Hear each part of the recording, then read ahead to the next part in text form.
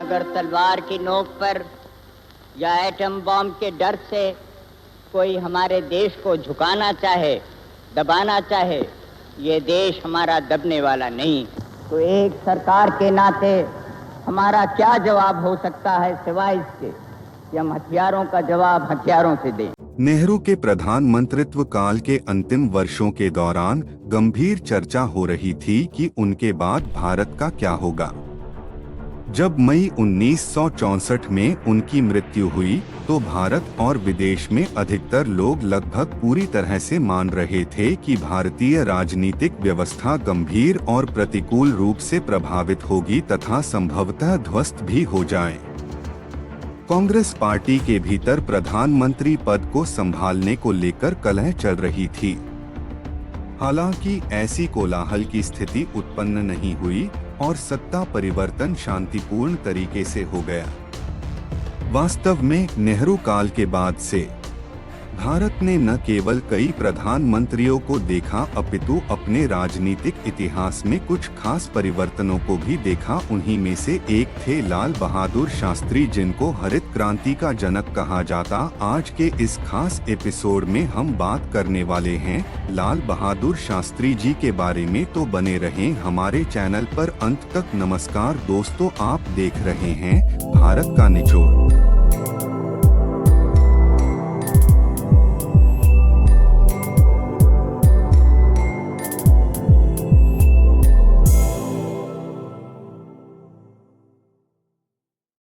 लाल बहादुर शास्त्री का जन्म 2 अक्टूबर 1904 को उत्तर प्रदेश के मुगलसराय में एक साधारण कायस्थ परिवार में हुआ था।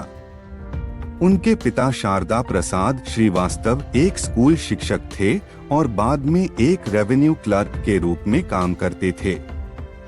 जब शास्त्री जी सिर्फ 1.5 साल के थे तब उनके पिता का देहांत हो गया, जिससे उनका परिवार आर्थिक कठिनाइयों का सामना करने लगा। उनकी मां रामदुलारी देवी ने बहुत संघर्षों के साथ उनका पालन पोषण किया।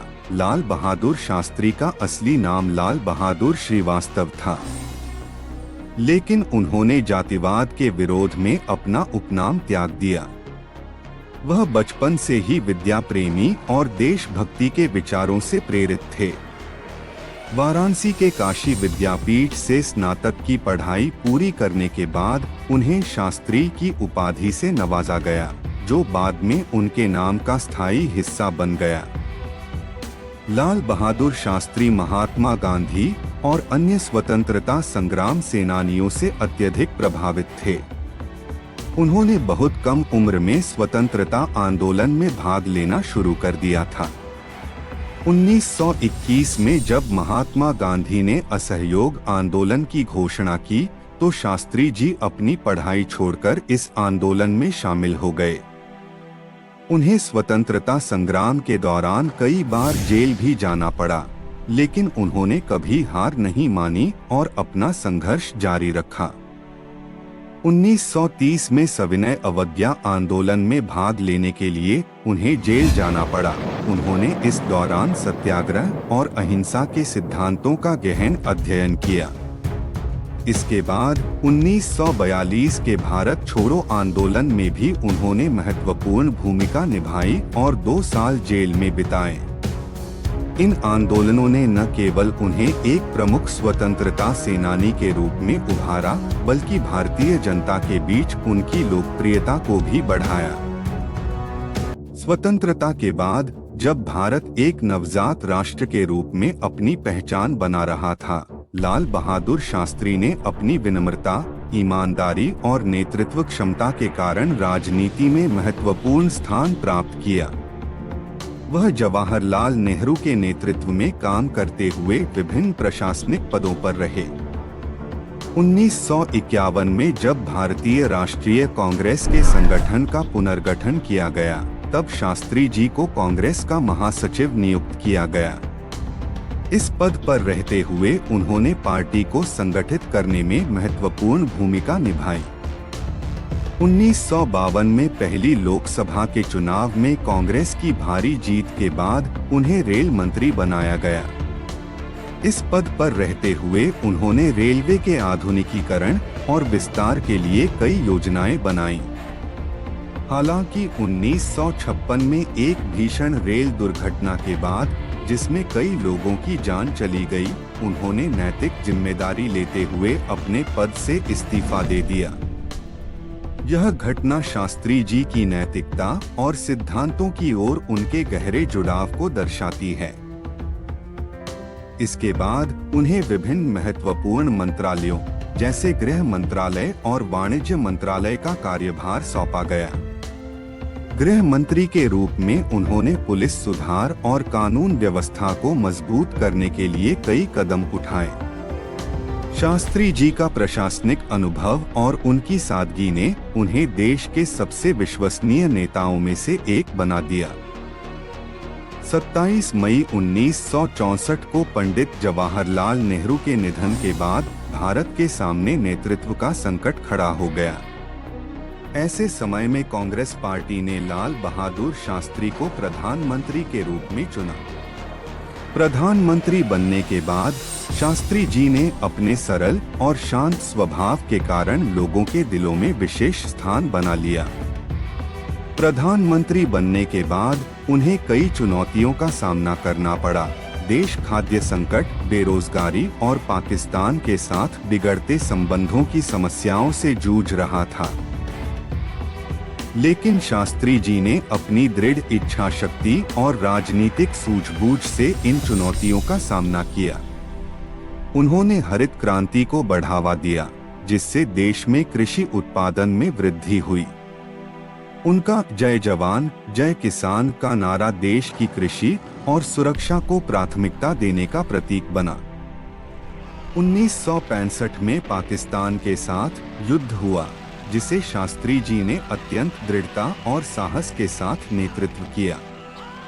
उन्होंने भारतीय सेना को पूरी तरह से समर्थन दिया और देश की सीमाओं की रक्षा के लिए सशस्त्र बलों को हर संभव संसाधन मुहैया कराया। इस युद्ध के दौरान शास्त्री जी के नेतृत्व में भारतीय सेना ने पाकिस्तान को करारी शिकस्त दी। यह उनकी दृढ़ इच्छा शक्ति और नेतृत्व क्षमता का प्रतीक था। युद्ध के बाद ताशकंद समझौते पर हस्ताक्षर हुए, जिसमें शास्त्री जी और पाकिस्तान के राष्ट्रपति अयूब खान के बीच वार्ता हुई। ताशकंद समझौता 10 जनवरी 1966 को हुआ, लेकिन इसी रात लाल बहादुर शास्त्री का अचानक निधन हो गया। उनकी मृत्यु के कारणों को लेकर कई विवाद और अटकलें हैं, लेकिन आधिकारिक तौर पर इसे हृदयाघात बताया गया। लाल बहादुर शास्त्री का निधन एक रहस्यमय परिस्थिति में हुआ, लेकिन उनकी ईमानदारी, सादगी और देशभक्ति ने उन्हें भारतीय राजनीति के एक आदर्श नेता के रूप में स्थापित कर दिया। शास्त्री जी का जीवन यह दर्शाता है कि सच्ची सेवा भावना, दृढ़ संकल्प और ईमानदारी से एक नेता कैसे राष्ट्र की सेवा कर सकता है। उनका जय जवान जय किसान का नारा आज भी भारतीय समाज के हर वर्ग को प्रेरित करता है। उनकी मृत्यु के बाद उन्हें मरणोपरांत भारत रत्न से सम्मानित किया गया। उनकी सादगी और ईमानदारी के किस्से आज भी लोगों को प्रेरित करते हैं। भारतीय राजनीति में उनकी छवि एक आदर्श नेता की है, जिसने कठिन परिस्थितियों में भी देश का नेतृत्व किया और देशवासियों के दिलों में हमेशा के लिए अमर हो गए। लाल बहादुर शास्त्री का जीवन संघर्ष, सेवा और सादगी का प्रतीक था। उन्होंने अपने पूरे जीवन को देश की सेवा में समर्पित किया और अपने सिद्धांतों से कभी समझौता नहीं किया। उनके नेतृत्व में भारत ने न केवल आंतरिक चुनौतियों का सामना किया, बल्कि बाहरी आक्रमणों का भी डटकर मुकाबला किया। उनकी ईमानदारी, सादगी और देशभक्ति आज भी भारतीय जनता के लिए प्रेरणा का स्रोत हैं। आज 2 अक्टूबर को लाल बहादुर शास्त्री जी के जन्मदिवस पर कोटि-कोटि प्रणाम। बस दोस्तों, आज के वीडियो में बस इतना ही। फिर मिलेंगे किसी और वीडियो के साथ।